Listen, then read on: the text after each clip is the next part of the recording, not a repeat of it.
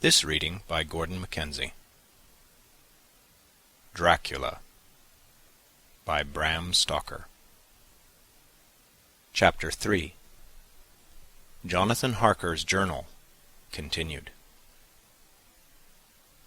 When I found that I was a prisoner, a sort of wild feeling came over me.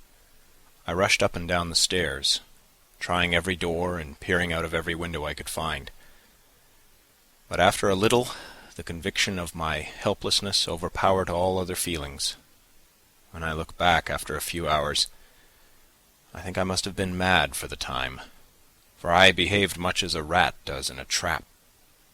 When, however, the conviction had come to me that I was helpless, I sat down quietly as I have ever done anything in my life, and began to think over what was best to be done. I am thinking still, and as yet have come to no definite conclusion. Of one thing only am I certain, that it is no use making my ideas known to the Count. He knows well that I am imprisoned, and as he has done it himself, and has doubtless his own motives for it, he would only deceive me if I trusted him fully with the facts. So far as I can see, my only plan will be to keep my knowledge and my fears to myself, and my eyes open. I am, I know, either being deceived, like a baby, by my own fears, or else I am in desperate straits, and if the latter be so, I need, and shall need, all my brains to get through. I had hardly come to this conclusion when I heard the great door below shut, and knew that the Count had returned. He did not come at once into the library, so I went cautiously to my own room and found him making the bed. This was odd, but only confirmed what I had all along thought, that there are no servants in the house. When later I saw him through the chink of the hinges of the door laying the table in the dining-room, I was assured of it. For if he does himself all these menial offices, surely it is proof that there is no one else in the castle. It must have been the Count himself who was the driver of the coach that brought me here. This is a terrible thought.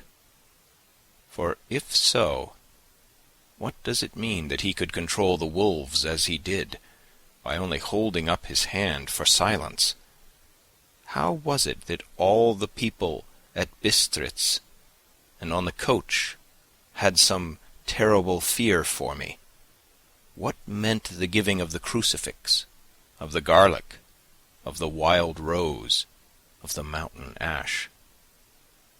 Bless that good woman who hung the crucifix round my neck, for it is a comfort and a strength to me whenever I touch it. It is odd that a thing which I have been taught to regard with disfavour and as idolatrous should in a time of loneliness and trouble be of help. Is it that there is something in the essence of the thing itself, or that it is a medium, a tangible help, in conveying memories of sympathy and comfort? Sometime, if it may be, I must examine this matter and try to make up my mind about it. In the meantime, I must find out all I can about Count Dracula, as it may help me to understand. Tonight he may talk of himself, if I turn the conversation that way. I must be very careful, however, not to awake his suspicion. Midnight. I've had a long talk with the Count. I asked him a few questions on Transylvania history, and he warmed up to the subject wonderfully. In his speaking of things and people, and especially of battles, he spoke as if he had been present at them all. This he afterwards explained by saying that to a boyar the pride of his house and name is his own pride, that their glory is his glory, that their fate is his fate. Whenever he spoke of his house, he always said we, and spoke almost in the plural, like a king speaking. I wish I could put down all he said exactly as he said it, for to me it was most fascinating. It seemed to have in it a whole history of the country. He grew excited as he spoke, and walked about the room pulling his great white moustache, and grasping anything on which he laid his hands, as though he would crush it by main strength. One thing he said, which I shall put down as nearly as I can, for it tells in its way the story of his race. We Zeklis have a right to be proud, for in our veins flows the blood of many brave races who fought as the lion fights for lordship. Here, in the whirlpool of European races, the Ugric tribe bore down from Iceland the fighting spirit which Thor and Woden gave them, which their berserkers displayed to such fell intent on the seaboards of Europe, aye, and of Asia and Africa too, till the peoples thought that the werewolves themselves had come. Here too, when they came, they found the Huns, whose warlike fury had swept the earth like a living flame, till the dying peoples held it in their veins, ran the blood of those old witches, who expelled from Scythia had mated with the devils in the desert. Fools! Fools! What devil or what witch was ever so great as Attila, whose blood is in these veins? He held up his arms. Is it a wonder that we were a conquering race, that we were proud, that when the Magyar, the Lombard, the Avar, the Bulgar, or the Turk poured his thousands on our frontiers, that we drove them back? Is it strange that when Arpad and his legions swept through the Hungarian fatherland, he found us here when he reached the frontier, that the Honfoglalas was completed there, and when the Hungarian flood swept eastward, the Zekelis were claimed as kindred by the victorious Magyars, and to us for centuries was trusted the guarding of the frontier of Turkeyland. Aye, and more than that, endless duty of the frontier guard, for as the Turks say, water sleeps, and the enemy is sleepless. Who more gladly than we throughout the 4 nations received the bloody sword, or at its warlike call flocked quicker to the standard of the king?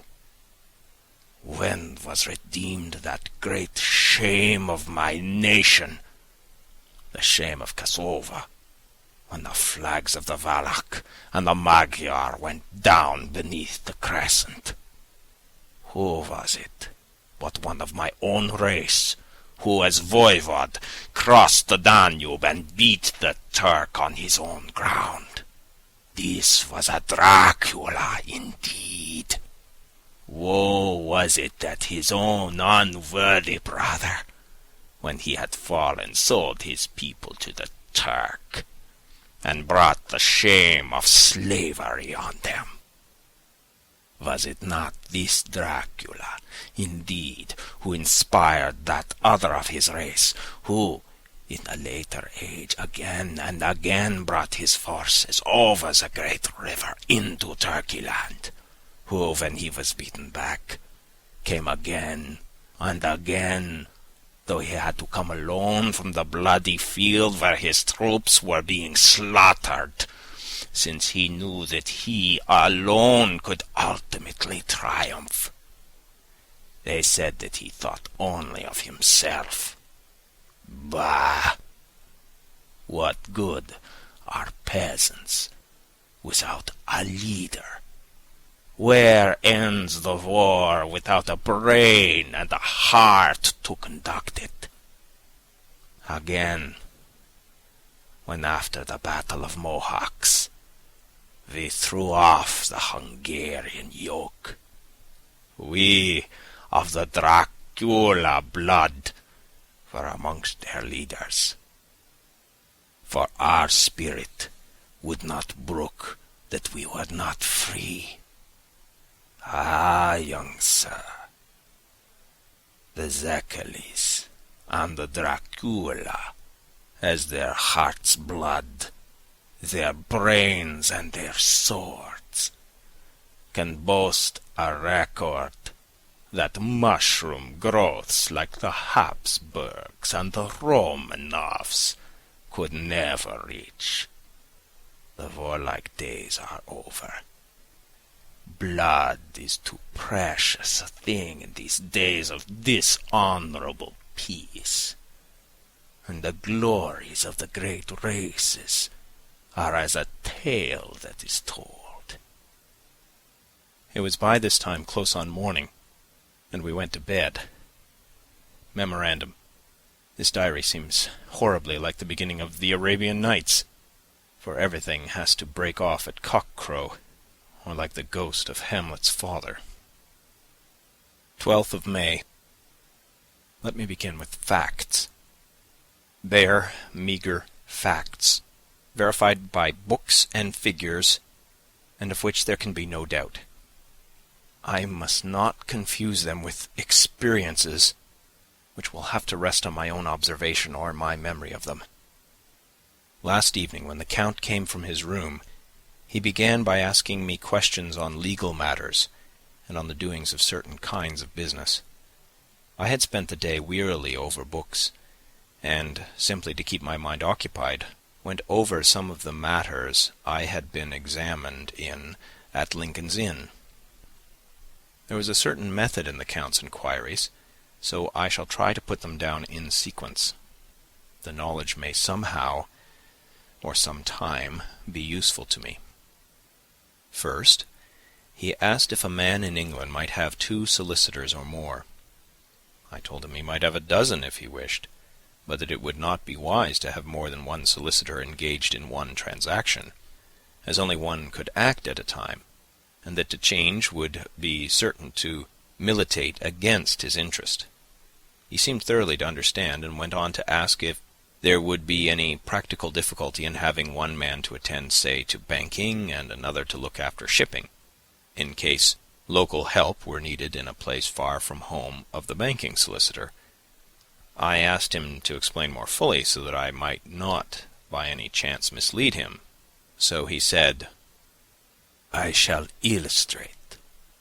Your friend and mine, Mr. Peter Hawkins, from under the shadow of your beautiful cathedral at Exeter, which is far from London, buys for me through your good self my place at London.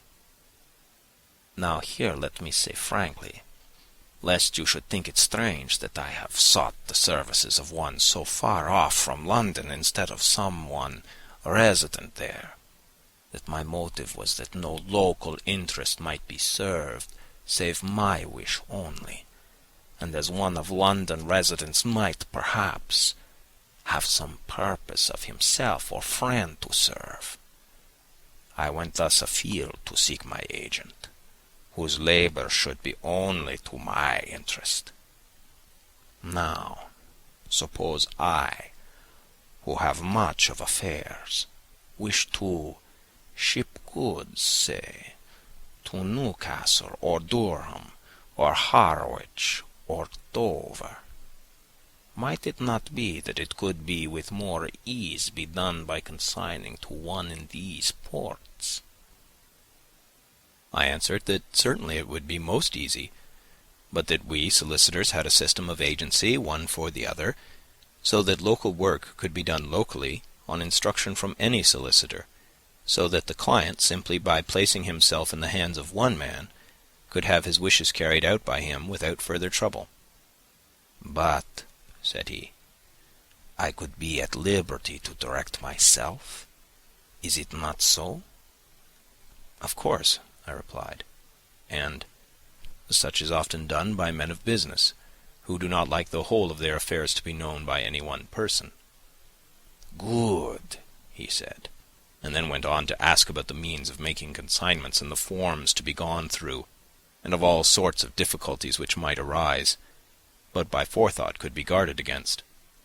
I explained all these things to him to the best of my ability, and he certainly left me under the impression that he would have made a wonderful solicitor, for there was nothing that he did not think of or foresee. For a man who was never in the country, and who did not evidently do much in the way of business, his knowledge and acumen were wonderful. When he had satisfied himself on these points on which he had spoken, and I had verified all as well as I could by the books available, he suddenly stood up and said, "Have you written, since your first letter to our friend Mr. Peter Hawkins, or to any other?" It was with some bitterness in my heart that I answered that I had not, that as yet I had not seen any opportunity of sending letters to anybody. "Then write now, my young friend," he said, laying a heavy hand on my shoulder. "Write to our friend, and to any other, and say, if it will please you, that you shall stay with me until a month from now." "Do you wish me to stay so long?" I asked, for my heart grew cold at the thought. "I desire it much. Nay, I will take no refusal. When your master, employer, what you will, engaged that someone should come on his behalf, it was understood that my needs only were to be consulted. I have not stinted. Is it not so?" What could I do but bow acceptance? It was Mr. Hawkins' interest, not mine, and I had to think of him, not myself, and besides, while Count Dracula was speaking, there was that in his eyes and in his bearing which made me remember that I was a prisoner, and that if I wished it, I could have no choice. The Count saw his victory in my bow, and his mastery in the trouble of my face, for he began at once to use them, but in his own smooth, resistless way. "I pray you, my good young friend, that you will not discourse of things other than business in your letters. It will doubtless please your friends to know that you are well, and that you look forward to getting home to them. Is it not so?" As he spoke, he handed me 3 sheets of notepaper and 3 envelopes. They were all of the thinnest foreign post, and looking at them, then at him, and noticing his quiet smile, with the sharp canine teeth lying over the red underlip, I understood as well as if he had spoken that I should be more careful what I wrote, for he would be able to read it. So I determined to write only formal notes now, but to write fully to Mr. Hawkins in secret, and also to Mina, for to her I could write shorthand which would puzzle the Count, if he did see it. When I had written my 2 letters, I sat quiet, reading a book, whilst the Count wrote several notes, referring as he wrote them to some books on his table. Then he took up my 2, and placed them with his own, and put by his writing materials, after which, the instant the door had closed behind him, I leaned over and looked at the letters, which were face down on the table. I felt no compunction in doing so, for under the circumstances I felt that I should protect myself in every way I could. One of the letters was directed to Samuel F. Billington, No. 7, The Crescent, Whitby. Another to Herr Leutner, Varna. The third was to Coutts and Company, London, and the fourth to Herren Klopstock and Billruth, bankers, Budapest. The second and fourth were unsealed. I was just about to look at them when I saw the door-handle move. I sank back in my seat, having just had time to resume my book before the Count, holding still another letter in his hand, entered the room. He took up the letters on the table and stamped them carefully, and then turning to me, said, I trust you will forgive me, but I have much work to do in private this evening. You will, I hope, find all things as you wish." At the door he turned, and after a moment's pause said, "Let me advise you, my dear young friend. Nay, let me warn you, with all seriousness, that should you leave these rooms, you will not by any chance go to sleep in any other part of the castle. It is old, and has many memories, and there are bad dreams for those who sleep unwisely. Be warned. Should sleep now, or ever overcome you, or be like to do, then haste to your own chamber or to these rooms, for your rest will then be safe. But if you be not careful in this respect, then—" He finished his speech in a gruesome way, for he motioned with his hands as if he were washing them. I quite understood. My only doubt was as to whether any dream could be more terrible than the unnatural, horrible net of gloom and mystery which seemed closing around me. Later, I endorsed the last words written, but this time there is no doubt in question. I shall not fear to sleep in any place where he is not. I have placed the crucifix over the head of my bed. I imagine that my rest is thus freer from dreams, and there it shall remain. When he left me, I went to my room. After a little while, not hearing any sound, I came out and went up the stone stair to where I could look out towards the south. There was some sense of freedom in the vast expanse, inaccessible though it was to me, as compared with the narrow darkness of the courtyard. Looking out on this, I felt that I was indeed in prison, and I seemed to want a breath of fresh air, though it were of the night. I am beginning to feel this nocturnal existence tell on me. It is destroying my nerve. I start at my own shadow, and am full of all sorts of horrible imaginings. God knows that there is ground for my terrible fear in this accursed place. I looked out over the beautiful expanse, bathed in soft yellow moonlight, till it was almost as light as day. In the soft light, the distant hills became melted, and the shadows in the valleys and gorges of velvety blackness. The mere beauty seemed to cheer me. There was peace and comfort in every breath I drew. As I leaned from the window, my eye was caught by something moving a story below me, and somewhat to my left, where I imagined, from the order of the rooms, that the windows of the Count's own room would look out. The window at which I stood was tall and deep, stone-mullioned, and though weather-worn, was still complete. But it was evidently many a day since the case had been there. I drew back behind the stonework and looked carefully out. What I saw was the Count's head coming out from the window.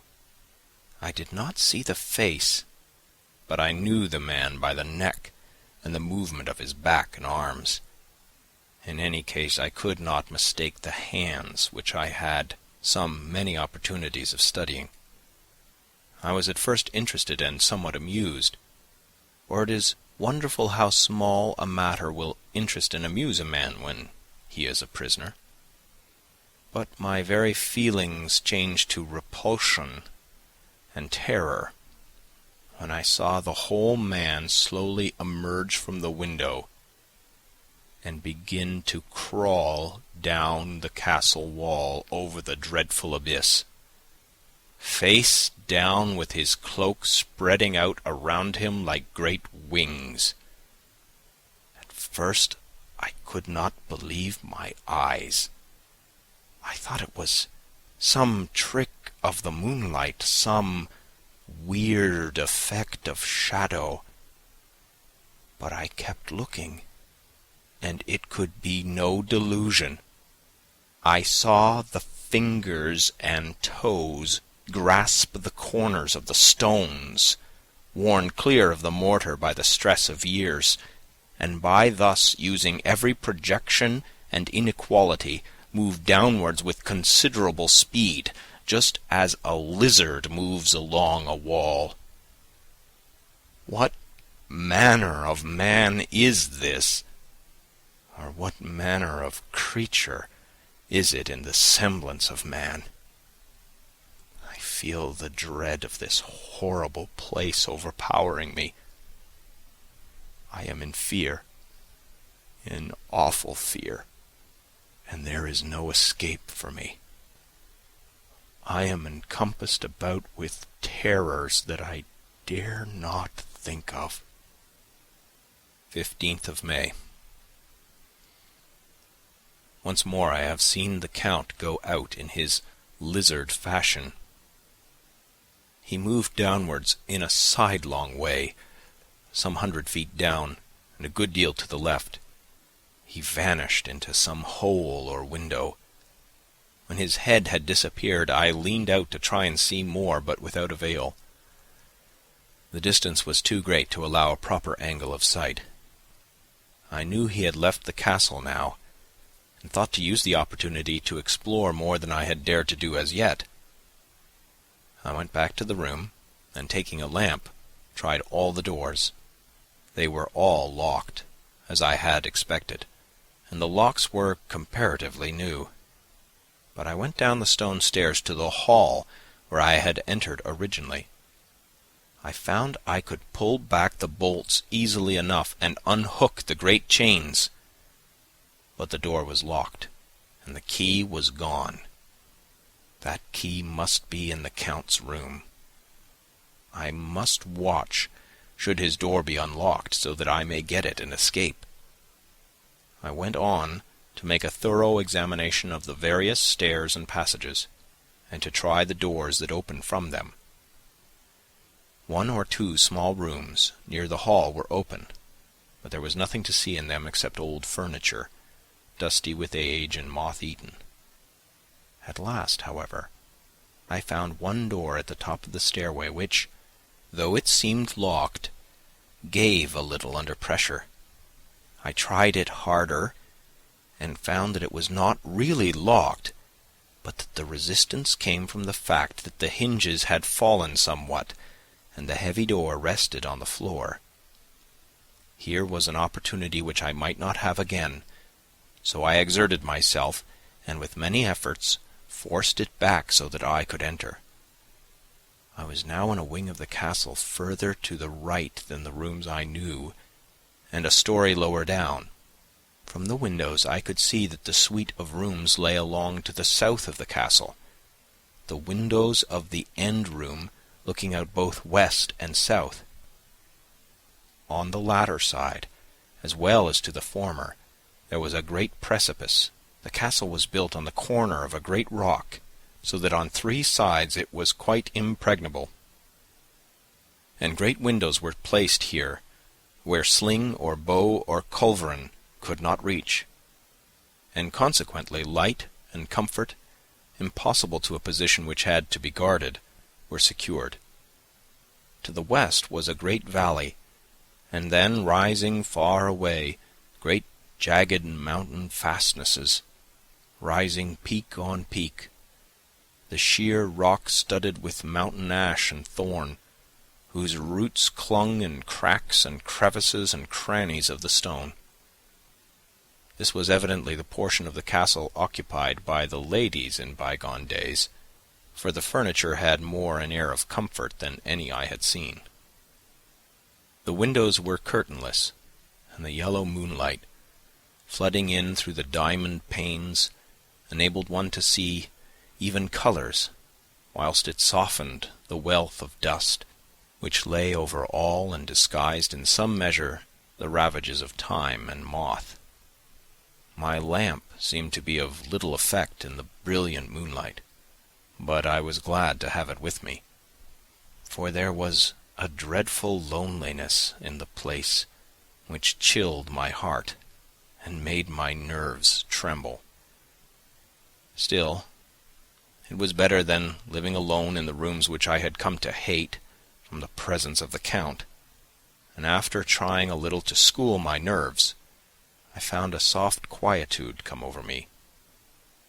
Here I am, sitting at a little oak table, where in old times possibly some fair lady sat to pen, with much thought and many blushes, her ill-spelt love-letter, and writing in my diary in shorthand all that has happened since I closed it last. It is the 19th century, up to date with a vengeance, and yet, unless my senses deceive me, the old centuries had, and have, powers of their own, which mere modernity cannot kill. Later. The morning of 16th of May. God preserve my sanity, for to this I am reduced. Safety and the assurance of safety are things of the past. Whilst I live on here, there is but one thing to hope for, that I may not go mad, if indeed I be not mad already. If I be sane, and surely it is maddening to think that of all the foul things that lurk in this hateful place, the Count is the least dreadful to me, that to him alone I can look for safety, even though this be only whilst I can serve his purpose. Great God, merciful God, let me be calm, for out of that way lies madness indeed. I begin to get new lights on certain things which have puzzled me. Up to now I never quite knew what Shakespeare meant when he made Hamlet say, "My tablets, quick, my tablets, 'tis meet that I put it down," etc. For now, feeling as though my own brain were unhinged, or as if the shock had come which must end in its undoing, I turn to my diary for repose. The habit of entering accurately must help to soothe me. The Count's mysterious warning frightened me at the time. It frightens me more now when I think of it, for in the future he has a fearful hold upon me. I shall fear to doubt what he may say. When I had written in my diary, and had fortunately replaced the book and pen in my pocket, I felt sleepy. The Count's warning came into my mind, but I took pleasure in disobeying it. The sense of sleep was upon me, and with it the obstinacy which sleep brings as outrider. The soft moonlight soothed, and the wide expanse without gave a sense of freedom which refreshed me. I determined not to return tonight to the gloom-haunted rooms, but to sleep here, where of old ladies had sat and sung and lived sweet lives, whilst their gentle breasts were sad for their menfolk away in the midst of remorseless wars. I drew a great couch out of its place near the corner, so that as I lay, I could look at the lovely view to east and south, and unthinking of and uncaring for the dust, compose myself for sleep. I suppose I must have fallen asleep.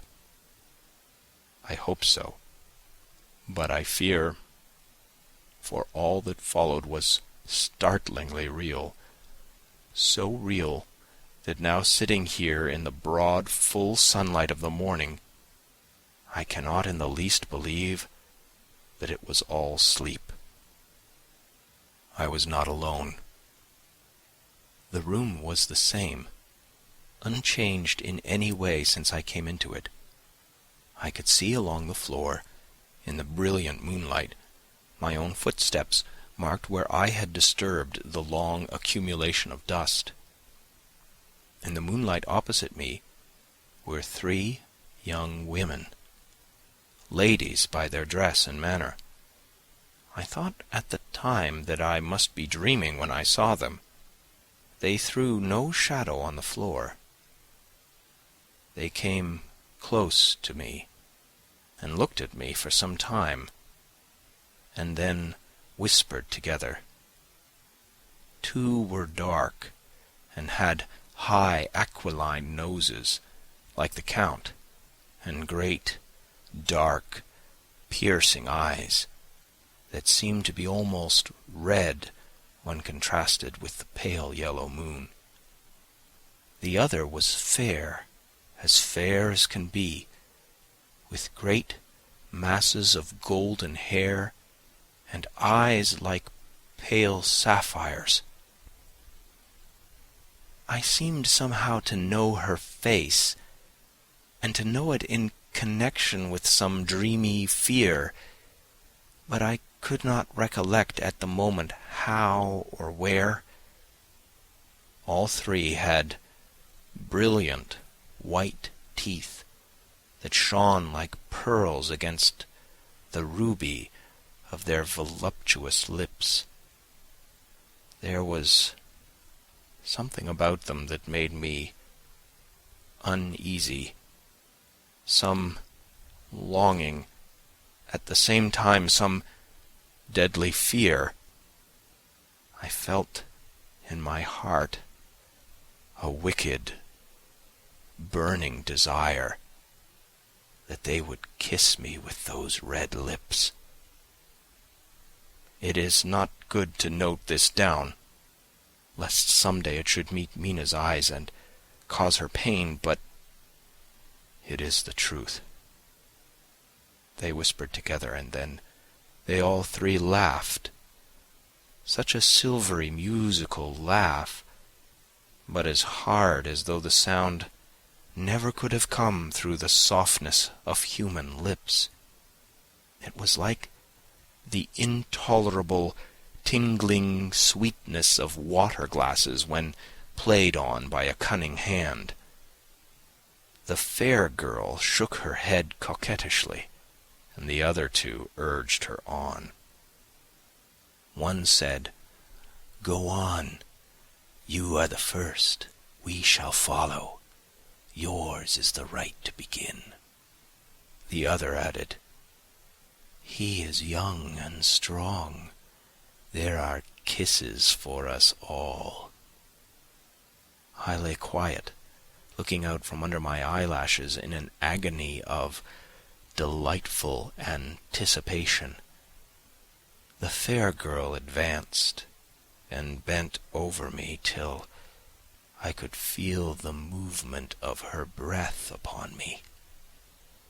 Sweet it was in one sense, honey sweet, and sent the same tingling through the nerves as her voice, but with a bitter underlying the sweet, a bitter offensiveness as one smells in blood. I was afraid to raise my eyelids, but looked out and saw perfectly under the lashes. The girl went on her knees and bent over me, simply gloating. There was a deliberate voluptuousness which was both thrilling and repulsive, and as she arched her neck, she actually licked her lips like an animal, till I could see in the moonlight the moisture shining on the scarlet lips and on the red tongue as it lapped the white, sharp teeth. Lower and lower went her head, as the lips went below the range of my mouth and chin, and seemed to fasten on my throat. Then she paused, and I could hear the churning sound of her tongue as it licked her teeth and lips, and I could feel the hot breath on my neck. Then the skin of my throat began to tingle, as one's flesh does when the hand that is to tickle it approaches nearer, nearer. I could feel the soft, shivering touch of the lips on the super-sensitive skin of my throat, and the hard dents of two sharp teeth just touching and pausing there.